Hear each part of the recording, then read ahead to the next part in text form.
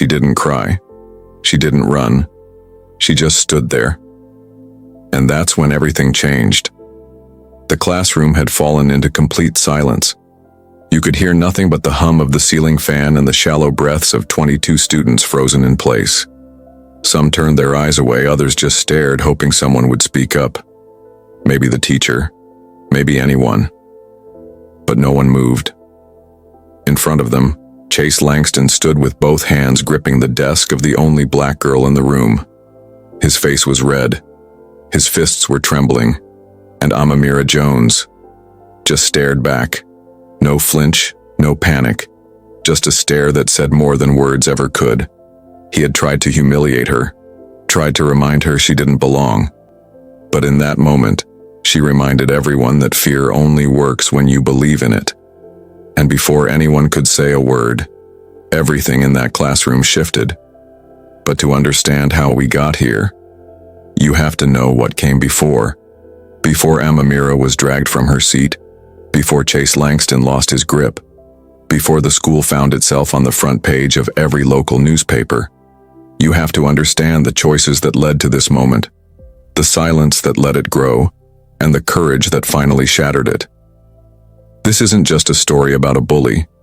It's a story about a system that let it happen, a teacher who looked the other way, a school that preferred quiet over justice, and a girl who, even when pushed to the edge, chose to stand tall.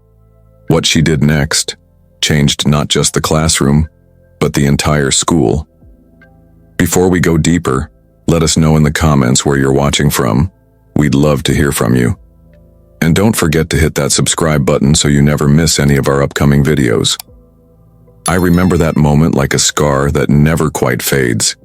It wasn't just about a desk being yanked or a classroom going silent. It was the weight of centuries, collapsing in one single act of defiance. I didn't realize it then, but that second, when Amamira Jones stood her ground, would become something nobody at that school would ever forget. Because what really happened in that classroom wasn't just a scuffle, it was a mirror that made people uncomfortable, a mirror that showed everything this town tried so hard to pretend wasn't still there. You see, this wasn't just about one boy, or one girl. This was about all of us.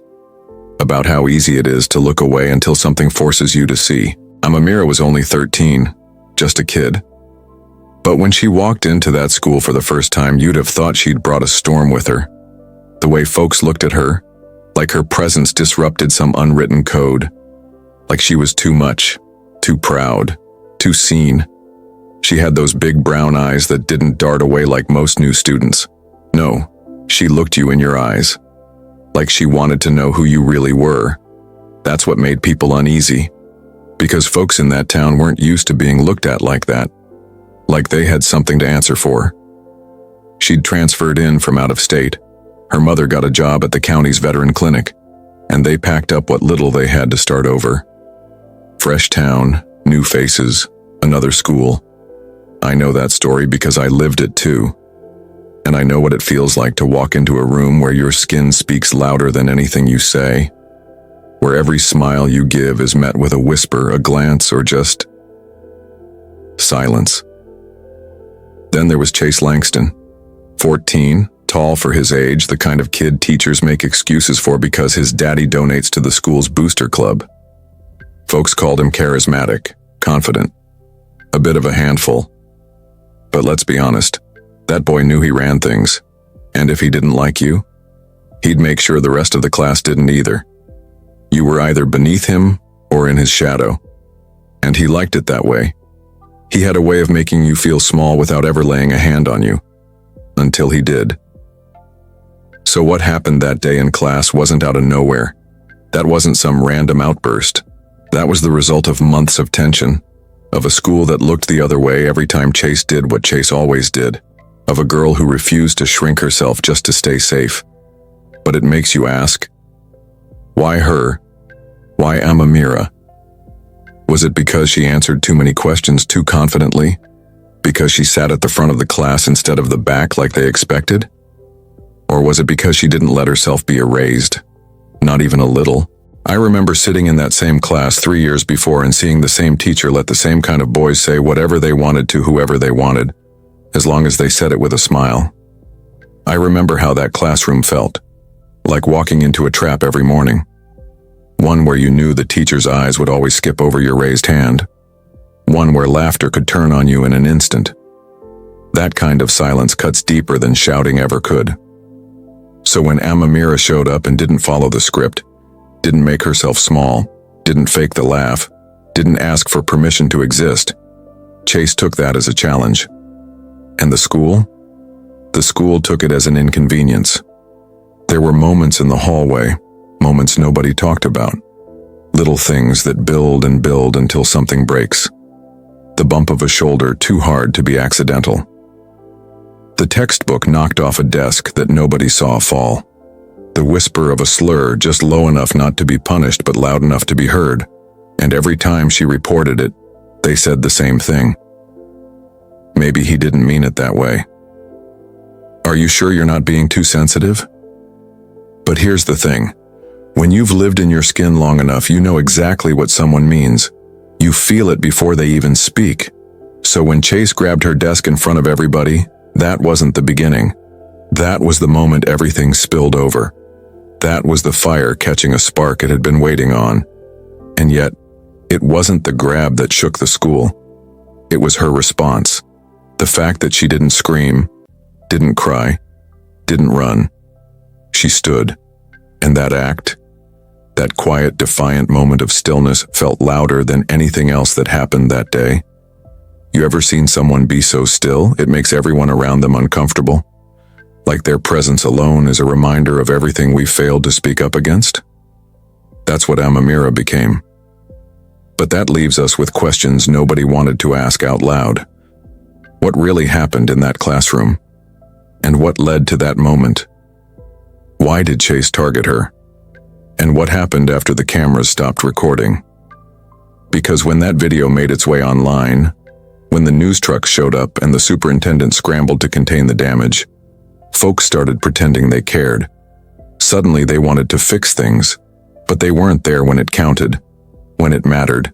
And you have to ask yourself, if it had been your daughter in that chair, what would you have wanted people to do? If it was your child, would silence have still felt like the right thing? Before we continue, let us know in the comments where you're watching from. We'd love to hear from you. And don't forget to hit that subscribe button so you never miss any of our upcoming videos. Because this story, it's only just beginning. You ever see a girl walk into a place and just know that they weren't ready for her? That's what it felt like when Amamira Jones stepped into that school for the first time. She wasn't loud, wasn't flashy, didn't come in trying to prove anything. She just walked in, head held steady, books tight to her chest, eyes scanning the room like she already understood something most of us didn't. And the truth is, she did. She'd seen more in 13 years than some folks live in a lifetime. Her mama was military, moved her from state to state, base to base. That kind of upbringing, it teaches you how to survive before it ever teaches you how to live. You learn how to read people quick, how to stay invisible when you need to, how to speak only when it matters. And Amamira? She mastered all of that. She didn't waste words. She paid attention. She remembered everything. She moved like someone who had been told her whole life. You have to be twice as good and still they might not see you. But she was smart. Smart in the kind of way that made teachers nervous. She asked questions that made them pause, gave answers that sounded too grown for her age. You could tell her mama didn't raise her on cartoons and TikTok.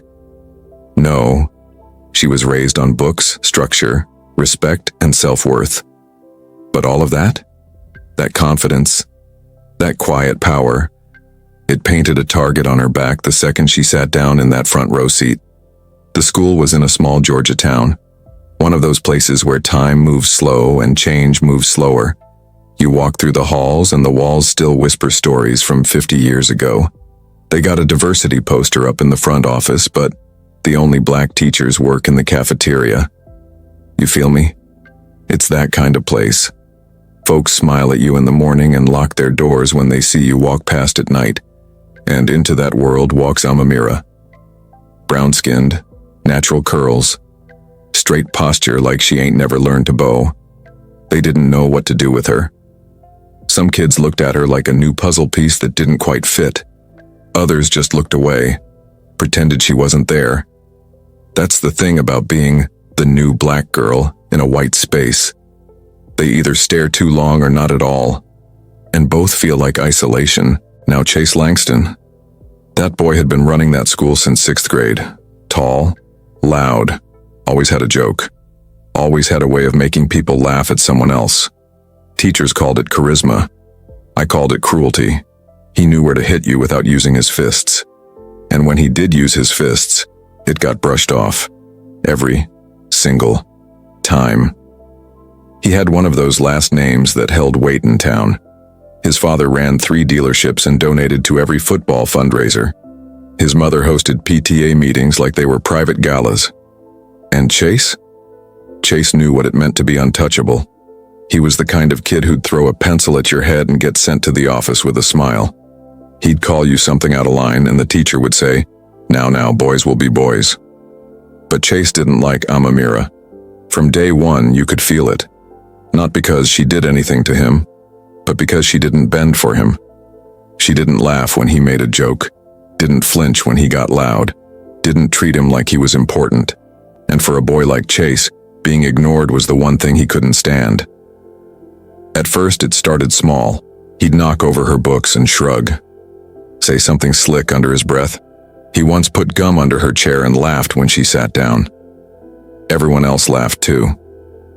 But she didn't even blink. Just stood up, walked to the trash, threw the gum away, and went back to her seat like she knew what he was doing, and chose not to give him the satisfaction. That quiet strength, that's what scared him. He couldn't break her, and he couldn't own her. And that made her dangerous. The teachers saw it. Don't let them lie to you. They saw it. But when you work in a school that prioritizes reputation over protection, silence becomes part of the job. One of Amamira's teachers even told another student that maybe she was being dramatic. Another one said, she needs to toughen up if she wants to make it here. And every time she reported Chase, it disappeared like smoke. I remember the day she found that note in her locker. It was folded twice, no name. Just 5 words written in jagged, messy ink. "Watch your back, new girl." I asked her later how she reacted.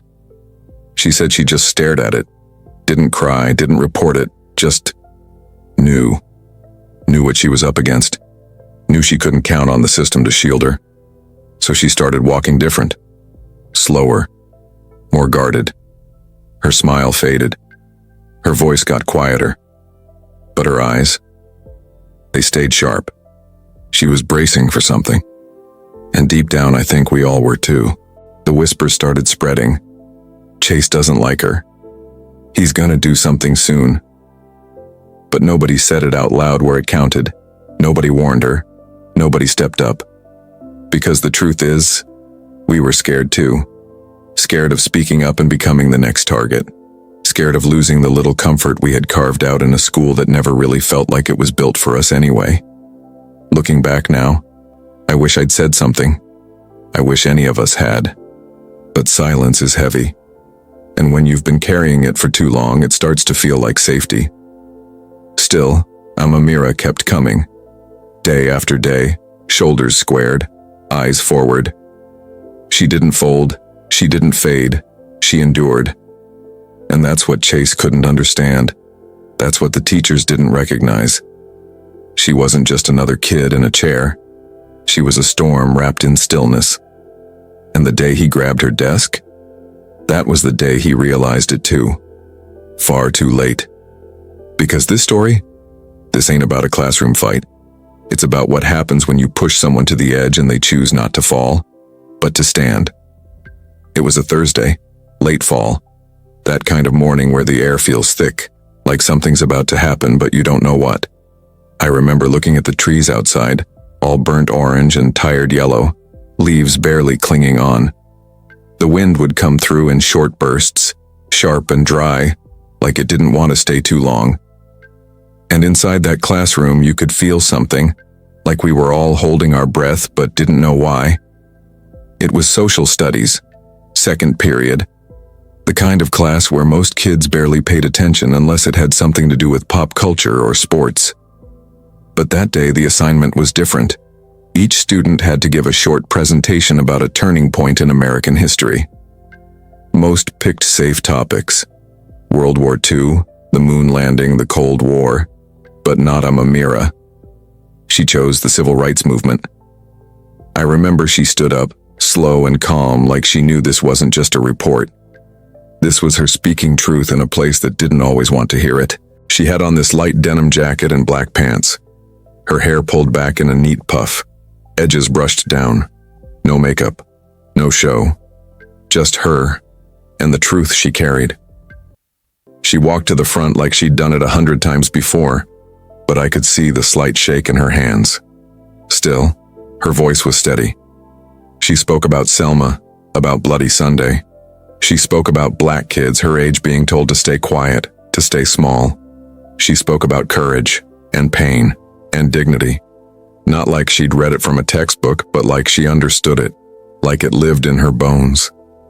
And that's when I saw him. Chase. Leaning back in his seat, arms folded, smirk on his face. The kind of smirk that tells you he's already decided how this ends. He looked over at his friends, whispered something, and they snickered, just loud enough. You could feel the shift in the room. The laughter wasn't about history. It was about her, about the fact that she had the nerve to stand there and speak with pride in a room that was never made for her. Then, just as she began to talk about Dr. King's letter from Birmingham jail, Chase cut in. Loud. "Why you always gotta make it about race?" he said. But it wasn't just the words, it was the tone, that mocking drawl, that way of making her seem ridiculous just for being who she was. A few kids laughed. Most just looked down. The teacher froze, just stood there blinking, unsure whether to step in or pretend it didn't happen. And Amamira? She didn't even stop, didn't flinch. She paused for a second, looked Chase dead in the face, and went right back to reading. That's when something in him changed. You could see it. Like the fact that she didn't react made him feel powerless. Like her stillness exposed something in him he didn't want seen. He sat there a moment, silent, but I could feel his anger brewing. And then, he stood up. Just like that. Midway through her speech, he pushed back his chair and walked toward her. Slow, like he wanted everyone to watch. His footsteps echoed through the room. You could hear pencils stop moving. You could hear breathing slow. The teacher mumbled something but didn't move. Nobody moved. Chase walked right up to her desk, slammed her notebook shut. Loud, sharp. She didn't back away. She didn't even blink. And then, and I swear this part will live in my memory forever, he grabbed her desk, both hands on it, and he tried to drag it toward the door, like it was some kind of joke, like he could erase her from the room just by moving her body. The scraping sound of that desk on the floor still makes my stomach twist. That metal on tile screech, the way the class gasped, but still didn't move, the way the teacher reached for her lanyard, but never pressed the button. And in the middle of it all, Amamira just sat there, hands in her lap, eyes on him. Still, she didn't cry. She didn't raise her voice. She just waited. And then, just loud enough for the whole class to hear, she said the words I still carry with me today. "Sit down, Chase. You're the one who's scared." And he froze. I mean, completely froze. His arms still on her desk, his face red, like he didn't expect her to speak, like he wasn't used to being seen for who he really was. The classroom was silent, so silent I could hear the ceiling fan clicking. And then, someone pulled out a phone. It was quick, discreet. But that moment got captured. Every piece of it. The anger, the desk, her voice, the stillness, and that video. It didn't stay in the classroom. The teacher finally stepped forward, but it was too late. Damage done. That one clip, 37 seconds long, would soon leave the four walls of that school and spill out into a world that wasn't ready for what it revealed. Because that moment, it wasn't just about a bully. It wasn't just about one girl.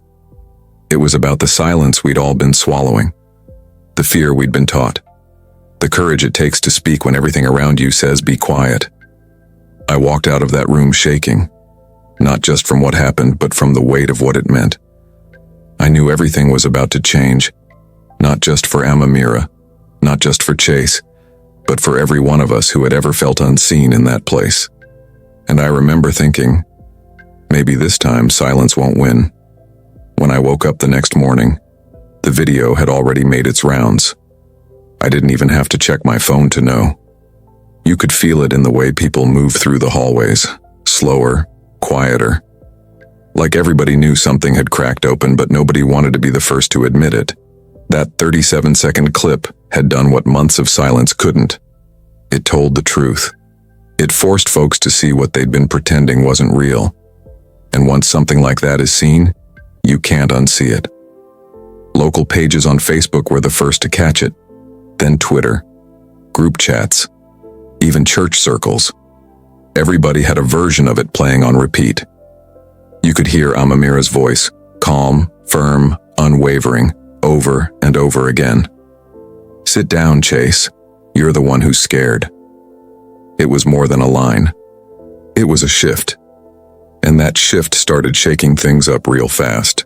By lunchtime, the school was on lockdown, not for safety, but for control. They wanted to control the story before it got too big. But it was already too late. Parents were flooding the principal's inbox. The district office got so many calls that day they stopped answering. You had white families calling it a misunderstanding. You had black families saying, "Finally." And in the middle of it all was Amamira. They called her to the principal's office that afternoon. Not just her. The superintendent was waiting too. I heard from a friend who worked front desk that they were hoping to get ahead of it, hoping to keep it quiet, hoping she wouldn't make it more than it had to be. But let me tell you something.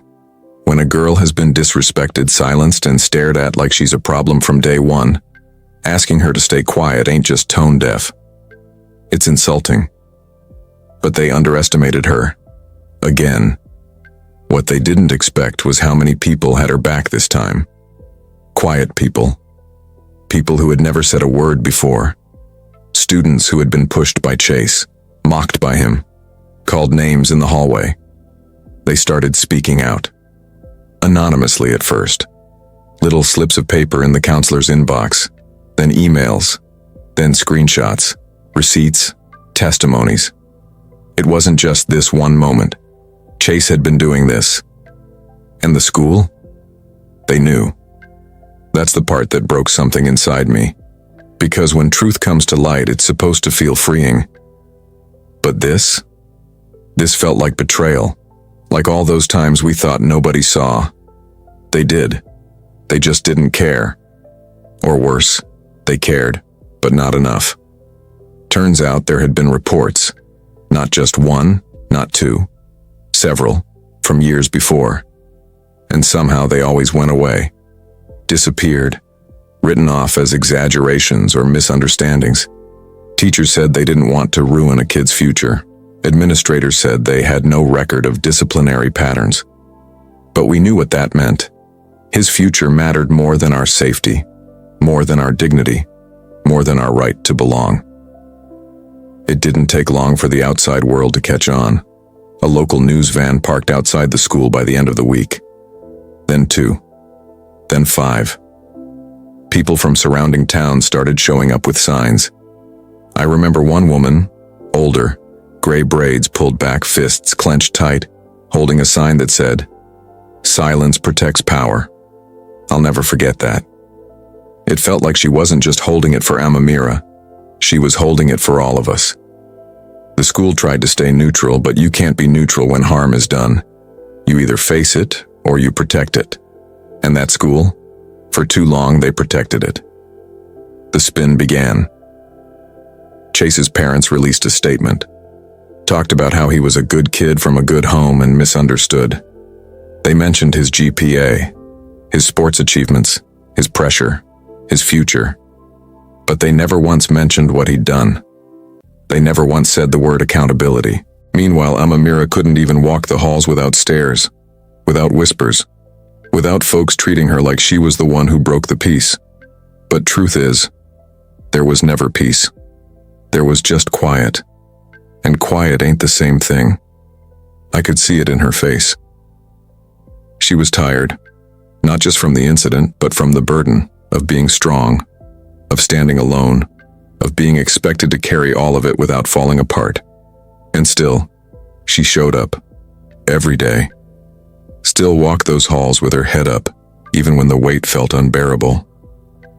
I remember sitting in the back of the cafeteria when one of the teachers leaned over to another and whispered, "This is getting out of hand." And I thought to myself, getting out of hand? It was out of hand long before this. The only difference now was the camera was on. But here's the twist. The real twist.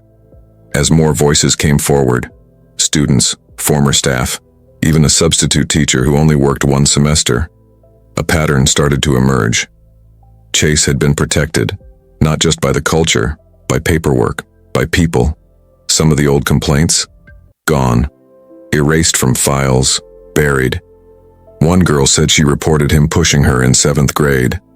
Her mother followed up. Nothing happened. Another boy, quiet, anxious, said Chase used to trip him in the hallway and call him slow. He told a teacher. The teacher told him, "Just ignore it."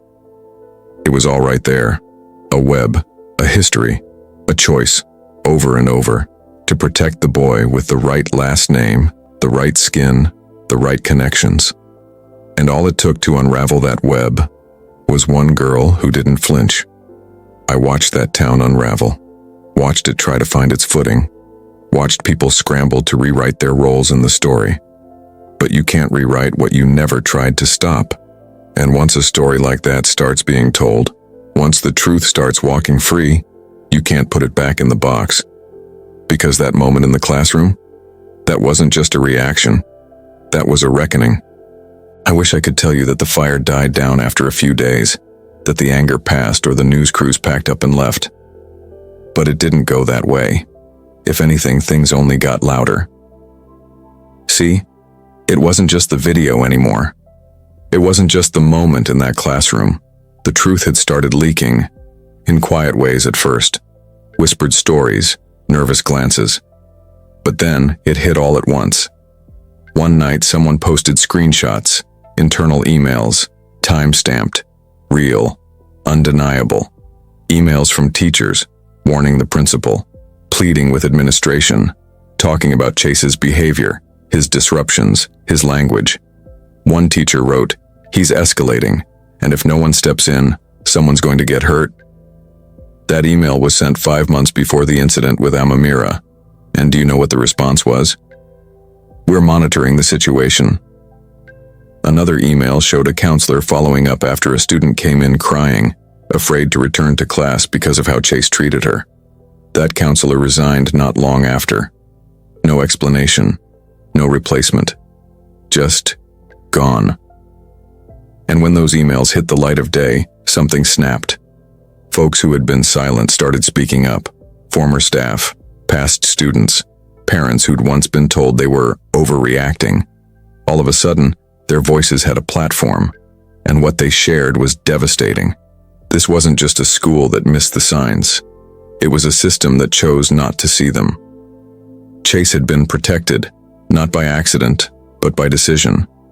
One made over and over again, in meetings, in silence, in paperwork. They made a choice. And every time they made it, they told us who mattered. Now, when those emails hit the news cycle, the school board had no choice but to go public. They held a press conference in the auditorium. American flags behind them, suits at the podium, voices carefully measured. They used all the words you expect to hear in moments like this: concern, accountability, steps moving forward. But not once did they say we failed her. Not once did they say we protected him. That's when Amamira's family stepped forward, calm, steady, just like her. They filed a civil rights lawsuit, not just against the school, against the district, against the people who signed off on silence. It was bold, it was necessary, and it was overdue. Now I wasn't there in the courtroom, but I saw the coverage, saw the sketches, the photos. Her mama sitting tall, shoulders back, refusing to be made small. Her father beside her, eyes hard with purpose. Amamira in a black dress. Simple, elegant, quiet fire in her eyes. And across the aisle, Chase and his family.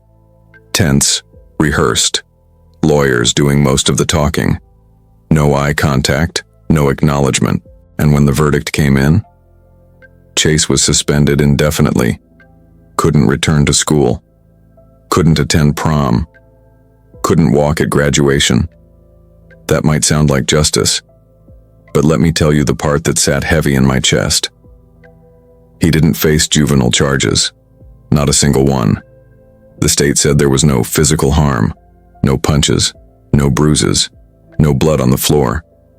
Like dragging a girl's desk across the room in front of 30 witnesses, while mocking her, while filming spread across the internet, somehow wasn't harm enough. Like psychological trauma don't count. Like humiliation ain't real if it doesn't leave a scar you can photograph.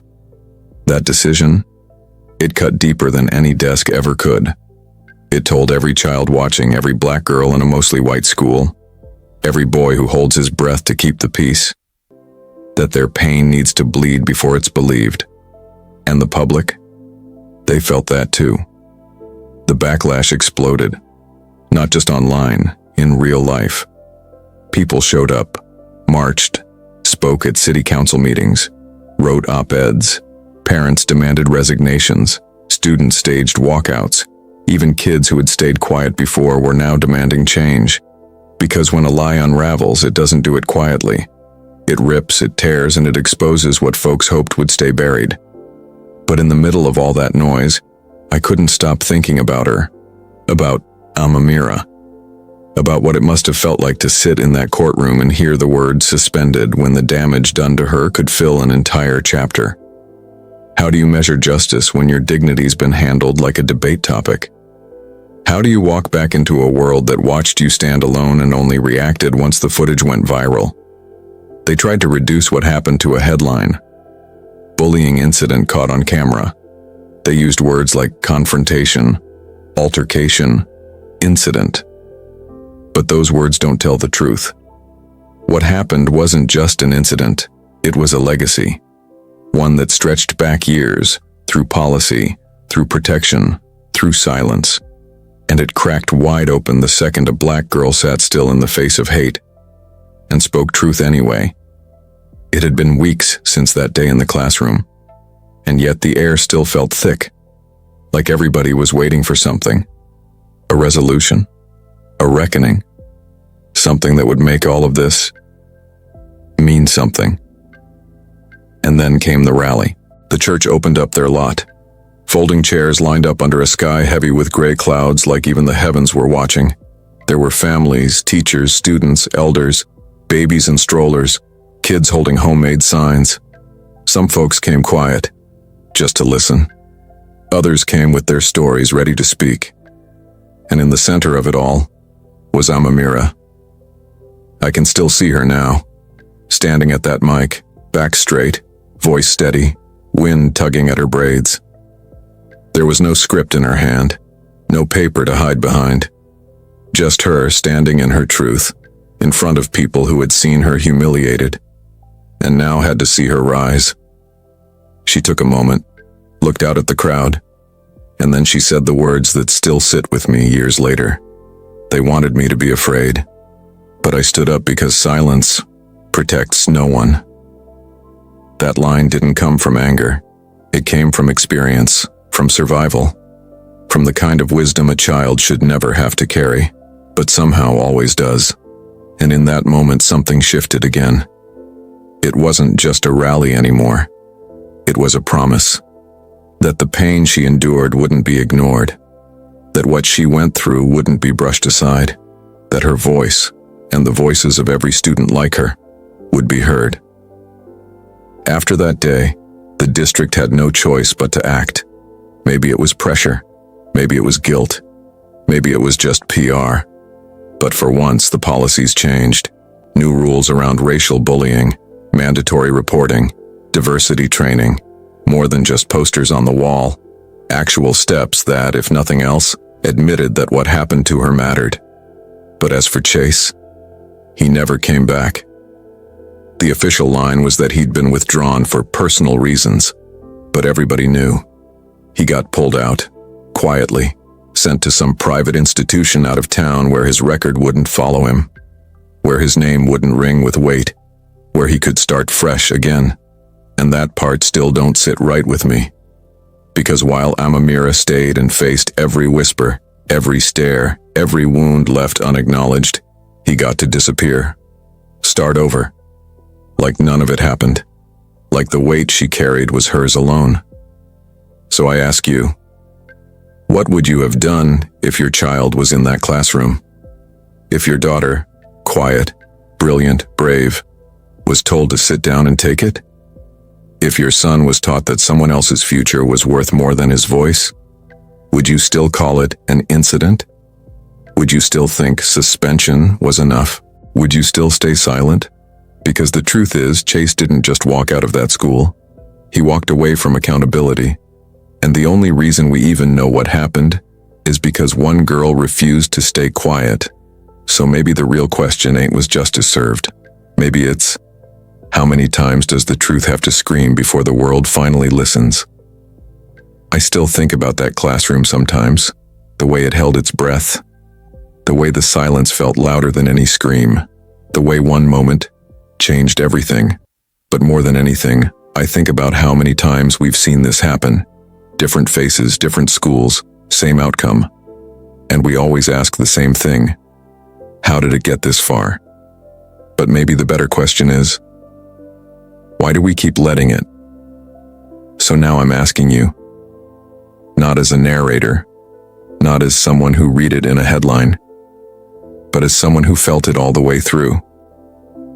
Do you think the school handled this right? If that was your daughter, your sister, your niece, would you be at peace with how it ended? Or would you still be waiting on justice too? Before you go, let us know in the comments where you're watching from. We'd love to hear from you. And don't forget to hit that subscribe button so you never miss any of our upcoming videos. Because these stories, they're still happening. And silence, it still ain't safety. Not now. Not ever.